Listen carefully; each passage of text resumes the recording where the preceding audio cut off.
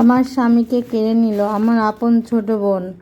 আমার ছোট বোন দেখতে অনেক রূপবতী, আর আমার গায়ের রং ছিল কালো, দেখতেও সুন্দর ছিলাম না। আমার অনেক বিয়ের সম্বন্ধ ভেঙে গেছে আমার ছোট বোনের জন্য। যখনই ছেলেপক্ষ আমাকে দেখতে আসতো, তখন আর আমার ছোট বোনকে দেখে বলতো, ছোট মেয়ে হলে বিয়ে করব। আমার পরিবার আমাকে রেখে আমার ছোট বোনকে বিয়ে দিবে না।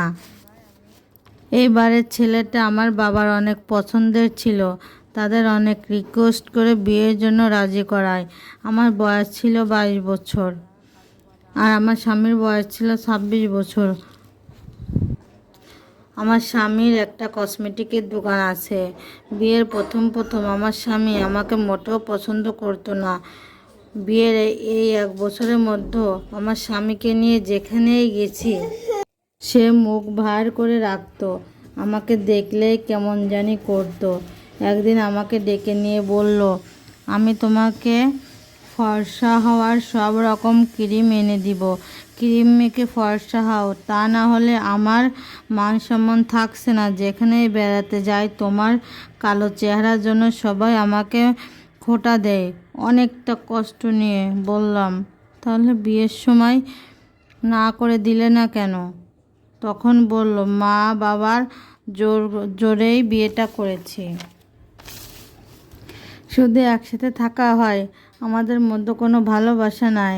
ত্বক ফর্সা করা ক্রিম আমার স্বামী এনে দেয়, আমিও মাখাতে শুরু করি। ত্বক তো ফর্সা হলোই না, সারা মুখে ব্রণে ভরে গেল, আর আমাকে দেখতেও আরও বেশি খারাপ লাগলো।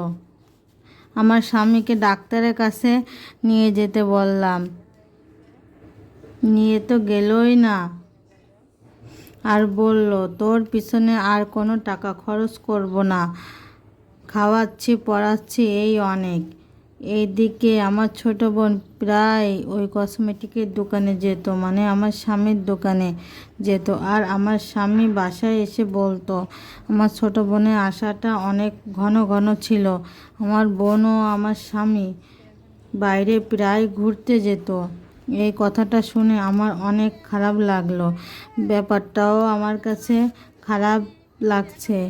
একদিন আমার স্বামী বলল, একদিন আমার স্বামীকে বললাম, আমার স্বামী বলল, ওটা কোনো ব্যাপার না। তার কিছুদিন পরেই